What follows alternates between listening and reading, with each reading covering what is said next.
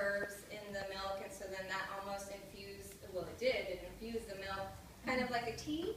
And so then in the end you get this goat cheese that tastes a lot like these summery French herbs, but you don't see them and you don't taste the grit, it's just infused. So really lots of fun things I got to do with the book like that I don't get to do with my cheese kits, because in the cheese kits everything has to be non-perishable, right? So I can't use buttermilk and Meyer lemons and all these great things. So that's what I got to do with the book. And a few things that I'm really proud about, if you get to browse through it, that I was really lucky to work with a good publisher, and since it's the first book I ever wrote, I really didn't set out to write a book. It just was a bunch of lucky coincidences, and they came to me and asked if I would. And so then I got to say, well, from all the classes that I teach, the book that I know is missing is one with a lot of photos, because people will show up to something like this, learn to make a really simple cheese that I think, why can't you just try it at home? It's because you like to see what it looks like, see if it's really right, if that's really what whey should look like, if that curd is, thick enough, lumpy enough, etc. And so then I insisted on a lot of photos. So if you look at the book, you'll see that there are step-by-step photos that will show you, like for example with mozzarella, not only just coagulating the milk, but then the stretching technique. Has anybody tried to make mozzarella? Yeah.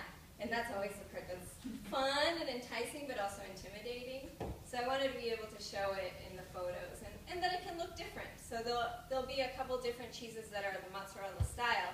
Sometimes you'll see a really long, amazing stretch, because maybe that day I used raw milk. Sometimes it'll just be small and mostly folded.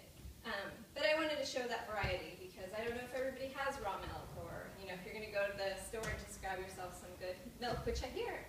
This is pretty good. No sugar, right? A nice local one, but it is pasteurized. So, in the introduction of the book, one of the other things I'm really proud about is I got to just talk a tiny bit and then say, if you're still skeptical, drop everything. I want you to make this cheese right now. And that's this one that you all have at your seat. And so before you even read the rest of the book and get to learn about rennet and what kind of cheesecloth and get into the details of the craft, just get yourself some milk, get some vinegar, heat up the milk, throw in the vinegar, see what happens, and you're magically going to make cheese. And so we actually have that for you to taste, and we're going to make that. It's going to take about 15-20 minutes. And then you'll get to see all of the steps. And this is the first time we're going to have a fancy mirror, so you'll get to see all that from above. Let's see, other things I wanted to tell you about the book. I wrote this book the way I like to read cookbooks. I don't know who here is like that, but when you flip through and you're like, oh, what's the biggest pain about this recipe? I love cookbooks. This is my kind of store. But when I look through a book, I'm thinking, do I have to chill the dough? Should I have planned something in advance? Do I have that at home already? So if you open it up, you'll see at the beginning of every recipe there's like a cheese board. And it tells you the biggest pain. It's literally called the biggest pain in this recipe. And it'll say, squeezing the lemon, straining out the seeds. It's not that big of a pain. How long it takes. They're all under an hour, but some are faster. What milks I recommend, what milks you can replace if you don't want to go to the store and you have, low-fat milk. And then I say, sure, try it. It will be less creamy, you'll get a little bit less, but you can do it. And then some ideas of how to use the cheese.